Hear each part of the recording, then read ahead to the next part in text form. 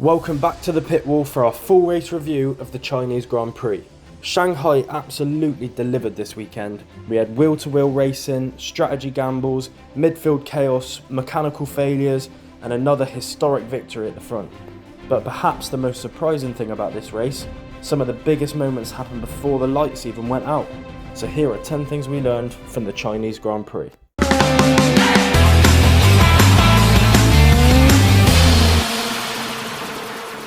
1. McLaren's nightmare weekend. Let's start with what was honestly one of the strangest sights we've seen in a long time. Both McLarens failed to start the race. Yes, both of them. Defending world champion Lando Norris never even made it to the dummy grid after the team discovered a serious electrical problem around an hour before the race. Mechanics were forced to remove the floor and inspect several components, but despite their best efforts, the car simply wouldn't fire up. Norris later said that the team tried everything to get the car going, but the time just ran out, and things somehow got worse. His teammate Oscar Piastri also failed to start the race with a completely different electrical issue. That means 2 races in a row where Piastri hasn't even completed one racing lap. If you're trying to launch a championship campaign, this is about as bad a start as it gets, and McLaren weren't the only ones struggling to even get on the grid. Gabriel Bortoleto and Alexander Albon also failed to start. Before the race had even begun, 4 cars were already out. 2. Hamilton reminded everyone how good he still is. When the lights finally went out, Lewis Hamilton produced one of those classic starts that we've seen so many times over the years. The Ferrari driver launched brilliantly and immediately jumped ahead of Kimi Antonelli into turn 1. Behind them, Charles Leclerc managed to slip past George Russell as well. For a brief moment, Ferrari fans around the world might have started thinking, could today actually be Ferrari's day? But as we would soon discover, things weren't quite as simple as that. 3. Chaos unfolded behind the leaders. Further down the grid, things were already getting dramatic. Isaac Hadjar had a huge moment after battling Ollie Behrman, spinning dramatically, but somehow managed to keep the car out of the barriers. He limped back to the pits for fresh tyres after what looked like a near certain retirement. Meanwhile, Max Verstappen had a terrible start. By the end of the first lap, he had dropped from 8th down to 12th. That launch problem has been haunting Red Bull this season, and once again, Verstappen found himself fighting through traffic instead of fighting for the podium, and things would only get worse later on in the race. 4. Mercedes quickly regained control. The race began to swing back towards Mercedes' F1 team very quickly. Antonelli reclaimed the lead from Hamilton at the end of lap 2, showing impressive confidence for such a young driver. Then, Russell blasted past Leclerc on the main straight. Within just a few laps, the order had completely flipped again. Antonelli leading, Russell chasing, Hamilton suddenly under pressure, and the Ferrari driver soon came on the radio with a worrying message. He simply said, "I just can't keep up with these guys." Not exactly the message Ferrari fans were hoping to hear. 5.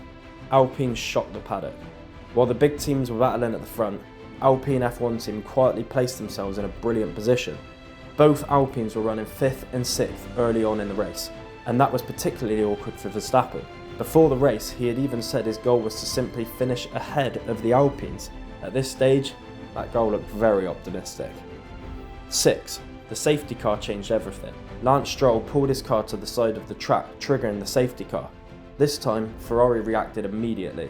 After their strategy mistakes earlier on in the season in Australia, they double-stacked both cars into the pits. Hamilton emerged right on Russell's gearbox. Suddenly, Ferrari were back in the fight. 7. The restart created absolute chaos. When racing resumed, Ferrari looked incredibly quick. Hamilton stormed past Russell, Esteban Ocon and Franco Colapinto in rapid succession. Leclerc followed shortly afterwards, dispatching both drivers to move into 3rd.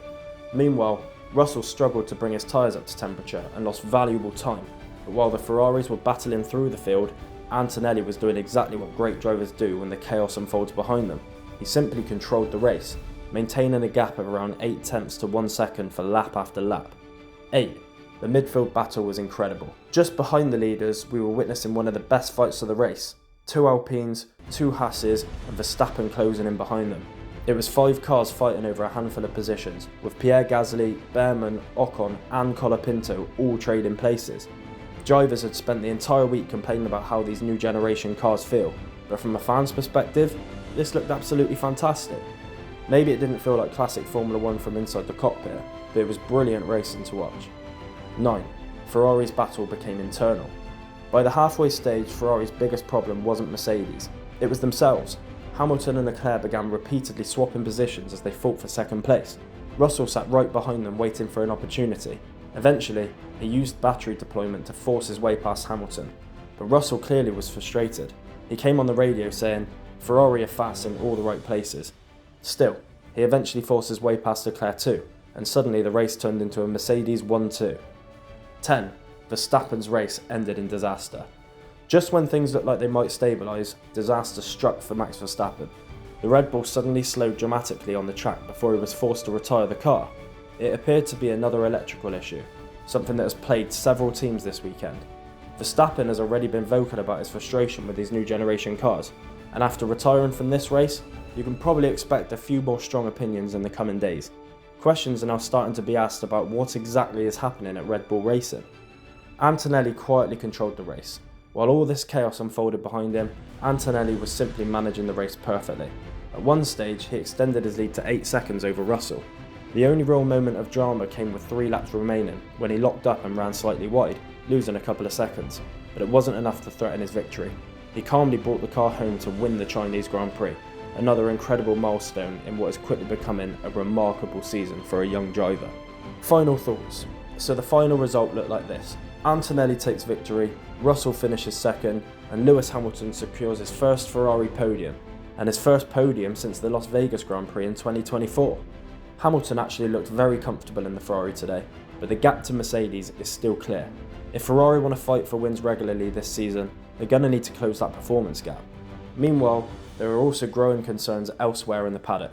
Aston Martin revealed that the reason Lance Stroll stopped earlier in the race was because he was losing feeling in his hands due to severe vibrations coming from that Honda engine. And of course, there's the situation at Red Bull, where Verstappen's retirement raises fresh questions about reliability. So, while the race itself delivered fantastic action, there are clearly some big stories developing behind the scenes.